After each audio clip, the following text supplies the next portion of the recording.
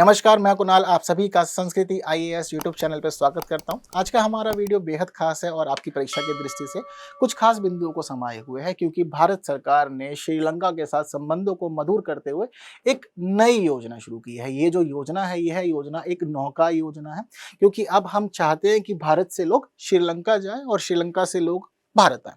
हालांकि ये जो नौका योजना है, यह नई नहीं है, क्योंकि पहले भी हम समझते हैं इतिहास को, तो हम देखते हैं कि प्राचीन काल से भारत के लोग जाते थे श्रीलंका। श्रीलंका के लोग भी आया करते थे। हम देखते हैं जब हम चौल साम्राज्य को पढ़ते हैं या दक्षिण भारत के अनेक साम्राज्यों को पढ़ते हैं, तो अच्छा खासा संबंध था भारत और श्रीलंका के बीच में। लेकिन 40 वर्ष पहले की एक घटना ने भारत और श्रीलंका के मध्य ये जो संबंध थे, इनको थोड़ा सा विच्छेदित कर दिया और हमारे दोनों देशों के बीच में जो ये नौका सेवा चलती थी या जब नाव के माध्यम से लोग आना जाना करते थे, उसको रोक दिया था। तो अब 40 वर्षों के बाद भारत सरकार ने फिर निर्णय लिया है, दोनों देशों की सरकार ने सहमति दर्ज की है और यह सब कार्यक्रम अब शुरू हो गया। तो देखिए, ये जो कार्यक्रम है, तो जल मार्ग के मामले में यह पहली और महत्वपूर्ण घटना है 40 वर्षों के बाद। अभी हम देखते हैं कि हवाई मार्ग जो था, भारत सरकार ने श्रीलंका सरकार ने काफी अच्छे संबंध स्थापित किए थे, क्योंकि वर्ष 2015 में प्रधानमंत्री नरेंद्र मोदी जब श्रीलंका गए, तो इन्होंने कहा कि हम चाहते हैं कि इस घटना को, हमारे यहाँ जब आगमन हुआ है, इसको याद रखा जाए। तो इसीलिए इन्होंने दिल्ली से कोलंबो के लिए डायरेक्ट फ्लाइट की शुरुआत की थी वर्ष 2015 में। वहीं दूसरी महत्वपूर्ण घटना वर्ष 2019 में हुई, जब इन्होंने चेन्नई और जाफना के मध्य डायरेक्ट फ्लाइट शुरू की। तो अब तक हम लोगों ने हवाई मार्ग से तो अच्छे संबंध स्थापित किए थे, लेकिन कहीं ना कहीं 40 वर्षों पहले की यह जो गतिविधि हुआ करती थी, हम जलमार्ग से आना जाना करते थे, वो रुक गई थी। तो उस पर निर्णय अब भारत सरकार ने लिया है और अब नौका सेवा शुरू कर दी है। यह नौका सेवा शिपिंग कॉर्पोरेशन ऑफ इंडिया नामक कंपनी के द्वारा शुरू की गई है। और यहाँ अभी जिस क्राफ्ट का प्रयोग किया जा रहा है, जिस जहाज का प्रयोग किया जा रहा है, वह एक हाई स्पीड क्राफ्ट है और उसका जो नाम है वह चेरिया पानी है। तो अभी फिलहाल आना जाना जो है वह चेरिया पानी से हो रहा है। हालांकि कल जो कार्यक्रम हुआ था, यह सफलतापूर्वक गया और वापस भी आ गया, लेकिन जो इसका आज हमारा डे 2 है, अभी इसको आज के लिए स्थगित कर दिया गया। थोड़ा मौसम की संभावना अभी ठीक नहीं है। तो इससे संबंधित अनेक पहलू हैं कि कब चलेगी कब नहीं चलेगी, ये भी आपको मैं बताऊंगा, लेकिन अभी इसी के माध्यम से सारा का सारा कार्यक्रम हो रहा है। अगर हम इसकी कैपेसिटी की बात करें, तो 150 यात्रियों को यह एक बार में कैरी कर सकती है। वहीं एक खास बात यह भी है कि जो 150 यात्री जाएंगे, यह तमिलनाडु के नागपट्टिनम से निकलेंगे और पहुंचेंगे श्रीलंका के जाफना के अंदर कोकेसंथुराई नामक जगह पर। तो यहां पर इनको पहुंचना है। अगर हम तमिलनाडु के नागपट्टिनम से कांके संथुराई नामक जगह की बात करें, इसका जो पूरा डिस्टेंस है, यह डिस्टेंस 111 किलोमीटर है। यह एक साइड का है और इस पूरी दूरी को तय करने में इन्हें एक साइड से 3 से 4 घंटे का समय जनरली लगेगा। यदि मौसम ठीक मिला, सभी जो स्थितियां हैं हमारे फेवर में रही, क्लाइमेट कंडीशन फेवर की, तो 3 घंटे के समय में इसको पूरा कर लिया जाएगा। बट यदि कुछ थोड़ी परेशानी हुई, तो भी माना जा रहा है कि 4 घंटे के समय में आप इस यात्रा को पूरा कर लेंगे। तो अभी की जो स्थिति है वह यह है कि हमारे यहाँ से सुबह 7 बजे यह शिप निकलता है, जो 11 बजे के आसपास वहां पहुंच जाता है। उसके बाद इसका वहां से रिटर्न समय जो है वह 1:30 बजे रखा गया है, जिस वजह से यह शाम 4 बजे तक या 5 बजे तक वापस आ जाता है तमिलनाडु के नागपट्टिनम में। तो पूरे एक दिन में आने जाने की यात्रा संभव है। और 3 घंटे का समय अगर हम देखते हैं, तो कई बार ऐसा भी होता है कि हमें हमारे अपने शहर में घूमने में ही इतना समय लग जाता है, एक जगह से दूसरी जगह जाने में ही इतना समय लग जाता है। तो इस दौरान अगर आप भारत से श्रीलंका जा पा रहे हैं, तो बेहद अच्छी बात है, यह तो और खास है हमारे लिए। ठीक है, तो देखिए, इसके लिए जो किराया रखा गया है वह अभी रखा गया है प्रति व्यक्ति 7,670 रुपए। और इस दौरान अगर कोई व्यक्ति जाता है, तो वह अपने साथ 40 किलोग्राम तक का वजन ले जा सकता है। यह अनुमति अभी इसको दी गई है। क्लियर है बात सारी? तो अभी तो यह जो पूरा कार्यक्रम शुरू हुआ है, यह तमिलनाडु से जाफना तक का है। लेकिन यहाँ पर यह भी सरकार ने बताया है कि यदि यह जो पहली सेवा हम लोगों ने शुरू की है, यह पहली सेवा यदि सफलतापूर्वक चलती है, सब चीजें ठीक रहती है, तो फिर हम यहाँ पर एक और सेवा शुरू करेंगे, यानी कि एक और शिप यहाँ पर हम ऐड करेंगे। और वह जो शिप है, यह हमारे यहाँ रामेश्वरम से श्रीलंका के तलाई मन्नार तक जाएगा। तो इस प्रकार हम लोग धीरे धीरे स्टेप बाय स्टेप आगे बढ़ रहे हैं और भारत श्रीलंका संबंधों को मजबूत कर रहे हैं। हालांकि एक नकारात्मक पक्ष बीते दिनों हम लोगों ने चर्चा की थी, कच्चा तीवू द्वीप, याद है?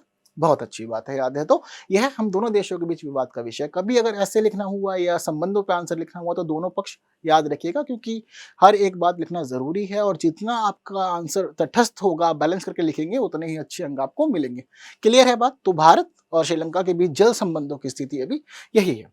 ठीक है, इसके क्या उद्देश्य हैं? हम चाहते हैं कि दोनों देशों के बीच संबंध मजबूत हो जाए, दोनों देशों के बीच पर्यटन को बढ़ावा मिले, दोनों देशों के लोग आपस में संबंध स्थापित करें, एक दूसरे को कल्चर को जाने, संस्कृति को जाने, बाकी सब चीजों को समझे। इसके अलावा श्रीलंका की स्थिति जो है वह खराब है, आर्थिक स्थिति कमजोर चल रही है, तो भारत से यदि लोग वहां जाते हैं तो हम उसकी आर्थिक स्थिति को मजबूत करने में मदद कर सकते हैं।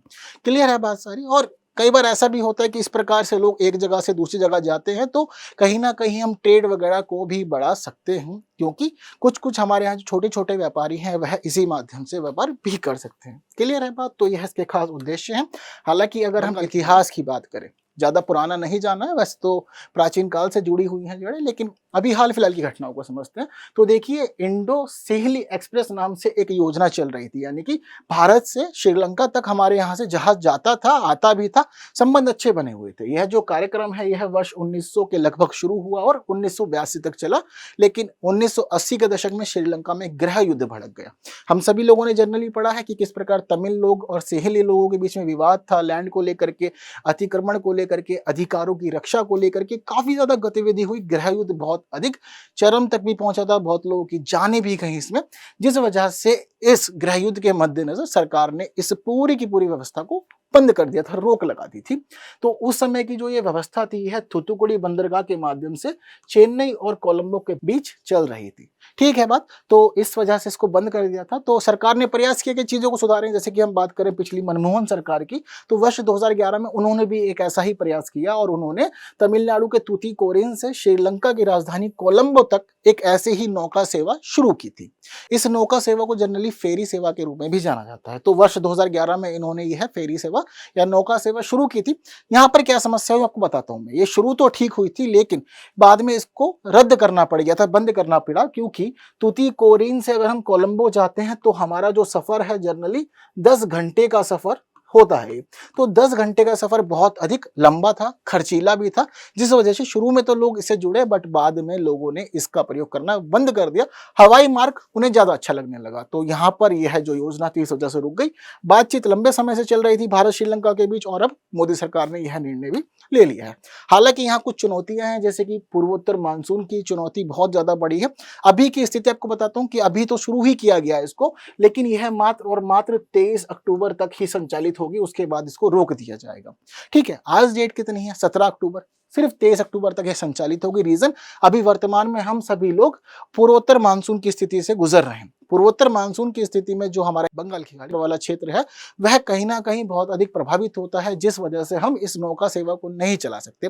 तो इसी वजह से अब यह जो कंटिन्यू होगी है जनवरी 2024 में कंटिन्यू होगी दोबारा, और सारे के सारे कार्य यहाँ पर होने वाले हैं। तो यह सब चीजें समझना जरूरी है अभी। ठीक है, तो इसके साथ साथ ही जो टिकट का किराया है वो भी अधिक लगता है लोगों को, तो लोग बचते हैं। वहीं टिकटिंग प्रणाली अभी बहुत अच्छी नहीं है इसके लिए, तो यहाँ पर यह भी एक बड़ी चुनौती के रूप में उभर करके सामने आया है। तो इन सभी चुनौतियों से बचने के लिए धीरे धीरे सुधार करेंगे और दोनों देशों के संबंधों को हम लोग मधुर कर लेंगे। ठीक है, बात सारी की सारी। तो एक इस प्रकार का प्रश्न आप लोगों से आने वाली परीक्षा में पूछा जा सकता है, जिसके लिए आपको तैयार रहना है। तो मुझे जल्दी से इसका आंसर कॉमेंट कर दीजिए। देखते हैं कि मामला कितना अच्छा रहेगा, कितना ज्यादा सुधर रहा है, कितने अच्छे से आप लोग पढ़ रहे हैं प्रश्नों को। ठीक है, तो ऐसे ही पढ़ते समझते हुए आगे बढ़ते रहेंगे, नई नई बातों को समझते रहेंगे। हालांकि आप लोग को आंसर भी चाहिए होगा, तो देखिए इस प्रश्न का जो आंसर है वह आप लोग की स्क्रीन पर है। उम्मीद करता हूँ आप लोगों ने सही आंसर दिया होगा।